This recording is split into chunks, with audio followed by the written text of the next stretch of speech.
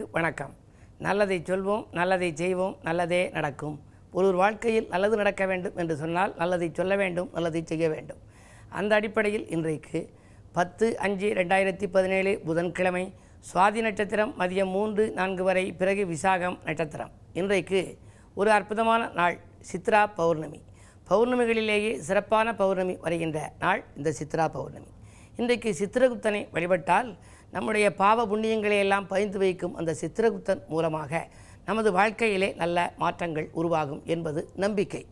இன்றைக்கு என்னுடைய தலைமையிலே 241வது மாதமாக செட்டிநாட்டு பகுதியிலே கிரிவலம் நடைபெறுகிறது.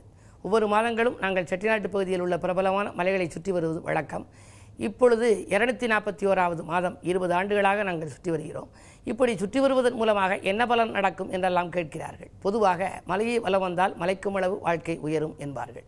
அது மட்டுமல்ல, இந்த பௌர்ணமி நாளிலே பார்த்தால் கடலிலே அலை மேல் நோக்கி எழும்பும், அலை அடித்து கொண்டே இருக்கும், அதிகமாக அலை எழும்பும். அப்படி அலை எழும்புவது போல அலைவாயும் உள்ளங்களுக்கெல்லாம் அமைதி கிடைக்க வேண்டும் என்று சொன்னால் இது போன்ற காலங்களில் பௌர்ணமி நாட்களிலே நாம் இறை வழிபாடை மேற்கொள்ள வேண்டும்.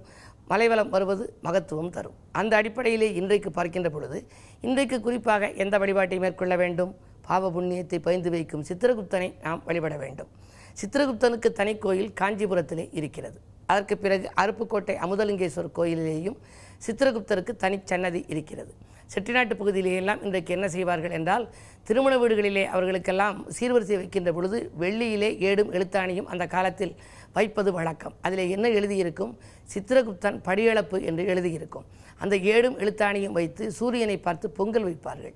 அதிலே வெண்பொங்கலும் வைப்பார்கள், சர்க்கரை பொங்கலும் வைப்பார்கள். இன்றைக்கு பச்சரிசி கொழுக்கட்டை அவித்து இனிப்பு பதார்த்தங்கள் எல்லாம் வைப்பார்கள். இலையிலே பரப்பி வைத்து பழங்களிலே பலாச்சுளை, நொங்குச்சுளை, இளநீர், நீர்மோர், பானகம், திராட்சை, மாம்பழம் போன்றவற்றையெல்லாம் வைத்து படைத்துத்தான் நாம் உண்ண வேண்டும். சூரிய பகவானுக்கு படைக்க வேண்டும். அதே போல் நாம் மனதிலே சித்திரகுப்தன் நினைத்து கொள்ள வேண்டும். அப்படி நினைத்து கொண்டு கரகம் என்று ஒன்றை வைப்பார்கள். கரகம் வைத்து வழிபடுவது வழக்கம். அப்படி வழிபடுவதன் மூலமாக நமக்கு வாழ்க்கையிலே மிகப்பெரிய பலன்கள் கிடைக்கிறது. இன்றைக்கு நாம் சாப்பிட வேண்டியது என்ன என்றால், தட்டைப்பயிரும் மாங்காயும் சேர்த்து வைக்கும் குழம்பும் ஜவ்வரிசி பாயாசம் அப்பளத்தோடு சேர்த்து சாப்பிட வேண்டும். முத்தாய்ப்பாக எல்லாவற்றிற்கும் மேலாக குத்துவிளக்கேற்றி வைத்து கரகம் வைத்து வழிபட்ட பின்னாலே படைத்து அதன் பிறகுதான் சாப்பிட வேண்டுமாம். அப்படிப்பட்ட சித்திரகுப்தனை நாம் பார்க்கின்ற பொழுது, நாம் மலையளவு செய்த பாவத்தை கடுகளவாக நீ மாற்றி எழுது, கடுகளவு நான் செய்த புண்ணியமாக இருந்தாலும் நீ மலையளவாக உயர்த்தி எழுது என்றெல்லாம் சொல்ல வேண்டும் என்றெல்லாம் சொல்வார்கள். சித்திரகுப்தன் சன்னதியிலே நாம் பாட வேண்டிய ஒரு பாடல் உண்டு. பாவ புண்ணியம் அனைத்தும் பதிய தேவலோகத்தில் பணிபுரிகின்ற சித்திரகுப்தனே, சித்திரை மாதம் உத்தம நாளாம் பௌர்ணமி தினத்தில் கரங்களை கூப்பி கனிவுடன் துதித்தேன், வரங்களை கொடுத்து வளம் பெறச் செய்வாய் என்று நாம் சொல்ல வேண்டும். எத்தனை பாவம் நான் செய்தேனோ, எத்தனை புண்ணியம் எனக்கு சேருமோ என்பதை அறிய இயலா நிலையில் உன்னருள் கேட்டு ஓடி வந்துள்ளேன். செய்த பாவத்தை கடுகளவாக்கு, செய்த புண்ணியத்தை மலையளவாக்கு, வாழ்க்கை பாதையை வளமாய் மாற்று. சித்திரகுப்தனே உன்னருள் தேவை, உத்தம சீலனே உன்னருள் தருக என்று அவர் சன்னதியிலே நாம் பாடல் பாடலாம். சித்திரகுப்தன் வழிபாடு உங்களுக்கு சிறப்பான வாழ்க்கையை அமைத்து கொடுக்கும் என்பதை தெரிவித்து, இனி இன்றைய ராசி பலன்களை இப்பொழுது உங்களுக்கு வழங்கப் போகின்றேன். மேசராசி நேயர்களே, பாசம் காட்டாத உறவினர்கள் கூட இன்று பாசம் காட்டுகின்ற நாள். நேசம் கூடுகின்ற விதத்திலே இன்றைக்கு நண்பர்கள் எல்லாம் உங்களோடு இணைந்து செயல்படுவார்கள். பணியிலே இருக்கிற தொய்வு அகலும், பணவரவு திருப்திகரமாக இருக்கும். அரசியல் ஈடுபாடு கொண்டவர்களுக்கெல்லாம் அதிக பொறுப்புகள் வந்து சேரலாம். இந்த நாள் உங்களுக்கு ஒரு மிக மிக இனிய நாள். மலைவலம் வருவதன் மூலம் மேலும் மகத்துவத்தை நீங்கள் பெற இயலும். ரிஷபராசி நேயர்களே, குரு மங்கள யோகம் செயல்படும் இன்றைக்கு கொள்கை பிடிப்போடு நீங்கள் செயல்படுவீர்கள். கொடுத்த கடன்கள் உங்களுக்கு வசூலாகலாம். அதிகாரிகள் அனுகூலமாக நடந்து கொள்வார்கள். அசையா சொத்துக்கள் வாங்குவதிலே ஆர்வம் காட்டுவீர்கள். கல்விக்காக எடுத்த முயற்சி, கடல் தாண்டி செல்வதற்காக எடுத்த முயற்சிகள் கூட உங்களுக்கு கைகூடலாம். உறவினர் பகை அகலும் உன்னதமான நாள் இந்த நாள். மிதுனராசி நேயர்களே, உங்களுக்கெல்லாம் ஆடம்பர செலவுகள் அதிகரிக்கும் நாள். இன்றைக்கு அயல்நாட்டிலிருந்து கூட உங்களுக்கு அழைப்புகள் வரலாம். உத்தியோகம் சம்பந்தமாக நீங்கள் ஏதேனும் அயல்நாட்டில் முயற்சி செய்திருந்தால் அது உங்களுக்கு கிடைக்கலாம். நண்பர்களின் ஒத்துழைப்பும் நல்ல விதமாக இருக்கும். ஆரோக்கிய தொல்லை அகலும். புத ஆதித்ய யோக அடிப்படையிலே உங்களுக்கு ஒரு நல்ல பலன் கிடைக்கப் போகிறது. மாமன் மைத்துனர் வழியில் ஒரு மனக்கசப்பு தரும் சம்பவம் இதுவரை நடந்திருக்கலாம். இன்றைக்கு அந்த நிலை மாறி மகிழ்ச்சி கூட போகின்றது. ஒற்றுமை பலப்படும். கடகராசி நேயர்களே, ஜென்மத்திலே எந்த கிரகங்களும் இல்லை. ஆனால் 2லே ராகு 8லே கேது இருக்கிறது. சர்ப்பகிரகத்தின் ஆதிக்கத்தில் சிக்கியிருக்கிறீர்கள். சந்தோஷ வாய்ப்புகள் உங்களுக்கு வந்து சேரும். என்ன இருந்தாலும் சமூகத்தில் உங்களுக்கு அந்தஸ்து உயரும். கலியுகத்துக்கு கடகராசி என்பார்கள். எனவே கலியுகத்திலே ஒருவர் பிறந்தால், கடகத்திலே பிறந்தால் நல்ல புகழ் கீர்த்தி மிக்கவராக இருப்பார் என்பது நக்கீரர் வாக்கு. அந்த அடிப்படையில் இன்றைக்கு உங்களுக்கு சூரிய பலம் நன்றாக இருக்கிறது. அவரோடு புதன் இணைந்திருக்கிறார். சகாயஸ்தானத்தில் 6க்கு அதிபதி குரு வக்ரம் பெற்றிருக்கிறார். எனவே உடன் பிறப்பாலும் உடன் இருப்பவர்களாலும் உங்களுக்கு உதவிகள் கிடைக்கும். அரசியல்வாதிகள் மட்டுமல்ல, அரசியலில் ஈடுபட்டிருப்பவர்களுக்கெல்லாம் புதிய பொறுப்புகள் உங்களுக்கு கிடைக்கலாம். அதிகார பதவியில் உள்ளவர்கள் உங்களுக்கு நன்மைகளை செய்வார்கள். இன்றைக்கு ஒரு இனிய நாளாகவே உங்களுக்கு அமைகின்றது.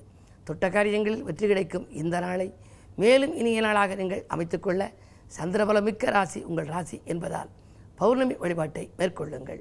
பலன் கூடுதலாக கிடைக்கும். சிம்மராசி நேயர்களே, உங்களுக்கு திட்டமிட்ட காரியங்கள் திசை மாறி செல்லுகின்ற நாள். திடீர் விரயங்கள் உங்களுக்கு தடுமாற்றத்தை கொடுக்கும். வாங்கல் கொடுக்கல்களில் திடீர் சிக்கல்கள் உருவாகலாம். சுப செலவுகளாக நீங்கள் மேற்கொண்டால் வீண் விரயங்களிலிருந்து விடுபட இயலும்.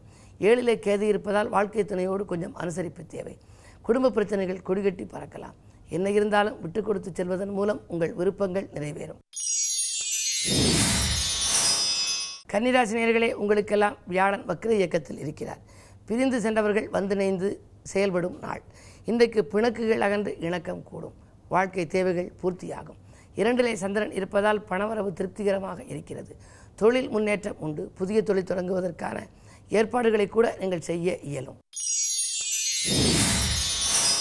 துலாம் ராசி நேயர்களே, வீட்டு பராமரிப்பில் வேகம் காட்டும் நாள். கூட்டு முயற்சிகளில் உங்களுக்கு ஆதாயம் உண்டு. விரயங்களை சமாளிக்க விழிப்புணர்ச்சியோடு நீங்கள் செயல்படுவீர்கள். 2லே சனி வக்ர இயக்கத்தில் இருப்பதால் வாங்கல் கொடுக்கல்கள் ஒழுங்காகும். கொள்கை பிடிப்போடும் நீங்கள் செயல்பட இயலும். வியாபார விரோதங்களை வளர்த்து கொள்ளாமல் பார்த்து கொள்ளுங்கள். விருச்சிக ராசி நேயர்களே, வெற்றி வாய்ப்புகள் வீடு தேடி வருகின்ற நாள். மறைவல வருவதன் மூலம் மகத்துவங்களை நீங்கள் பெறலாம். வேலைக்காக விண்ணப்பித்தவர்களுக்கு வேலை கிடைக்கும். தொழில் முயற்சியில் ஈடுபட்டிருப்பவர்களுக்கு தொழில் தொடங்கும் வாய்ப்புகள் கைகூடி வரும். சலுகைகள் எதிர்பார்த்த இடத்திலிருந்து கிடைக்கும். பஞ்சாயத்துக்கள் நல்ல முடிவுக்கு வரும். நண்பர்களை நம்பி ஒப்படைத்த பொறுப்புகள் கூட நல்ல விதமாக முடிவடையலாம். இந்த நாள் மிக இனிய நாள். சேமிப்பு உயரும் நாள். செல்வாக்கு மேலோங்கும் நாள். விஐபிக்களின் சந்திப்பு உண்டு. தனுசு ராசி நேயர்களே, உங்களுக்கெல்லாம் வளர்ச்சி கூட வழிபிறக்கின்ற நாள். வாழ்க்கை தேவைகள் பூர்த்தியாகும். வருங்கால நலன்கருதி எடுத்த முயற்சிகளில் வெற்றி உண்டு. 10ல் குரு இருப்பதால் பதவி மாற்றங்கள் எதிர்பாராத விதத்தில் வரலாம். வருவதை ஏற்றுக்கொள்ளுங்கள். ஊர் மாற்றங்களும் உண்டு. வீடு மாற்றங்களும் உண்டு. இந்த நாளை மேலும் இனிய நாளாக அமைத்துக்கொள்ள பௌர்ணமி வழிபாடு பலன் தரும். மகர ராசி நேயர்களே, உங்களுக்கு 2லே கேது. ஆன்மீக நாட்டம் அதிகரிக்கும். பூதல்கள் அகன்று புதுப்பாதை புலப்படும். பொன்பொருள் வாங்குவதில் ஆர்வம் காட்டுவீர்கள். வீட்டிற்கு தேவையான விலையுயர்ந்த பொருட்கள், அத்தியாவசிய பொருட்கள், ஆடம்பர பொருட்களை வாங்கி குவிப்பீர்கள். 5லே செவ்வாய் இருப்பதால் மங்கள ஓசை மனையில் கேட்கவும் வழிபிறக்கும். பணப்புழக்கம் நன்றாக இருக்கும் நாள் இந்த நாள். கும்பராசி நேயர்களே, ஜென்மக்கேது. உள்ள மகிழும் சம்பவம் இல்லத்திலே நடைபெறுகின்ற நாள். உத்தியோக முன்னேற்றம் உண்டு. சம்பள உயர்வு பற்றிய சந்தோஷ தகவலும் வந்து சேரும். அசையா சொத்துக்கள் வாங்குவதில் ஆர்வம் காட்டுவீர்கள். விலகிச் சென்ற உடன்பிறப்புகள் விரும்பி வந்து சேர்வார்கள். பாதியில் இந்த பணி மீதியும் தொடரும் நாள் இந்த நாள். மீனராசி நேயர்களே, உங்களுக்கு சந்திராஷ்டமம். நட்பு பகையாகும் நாள். நம்பிக்கைகள் நிறைவேறுவதில் தாமதம் ஏற்படும். எதை செய்தாலும் ஒரு முறைக்கு பல முறை யோசித்து செய்யுங்கள். இல்லம் தேடி வருபவர்களின் எண்ணிக்கை உயரும் என்றாலும் அவர்களால் விபரீதங்கள் கூட ஏற்படலாம். புது முயற்சிகளை ஒத்திவைப்பது அல்லது பயணங்களையும் தள்ளி வைக்க நேரிடும். இன்றைக்கு மாலை நேரத்தில் மலைவலம் வருவது நல்லது. அது மட்டும் அல்ல, அருகில் இருக்கும் ஆலயத்துக்கு சென்று வழிபாட்டை மேற்கொள்ளுங்கள். சித்திரகுப்தரை இல்லத்திலும் நீங்கள் நினைத்து வழிபடலாம். உள்ளத்திலும் நினைத்து வழிபடலாம். ஆலயத்திற்கு சென்றும் வழிபட்டு வரலாம். ஆலய வழிபாட்டால் ஆனந்தம் காணுகின்ற நாள் இந்த நாள். மேலும் விவரங்கள் அறிய தினத்தந்தி படியுங்கள்.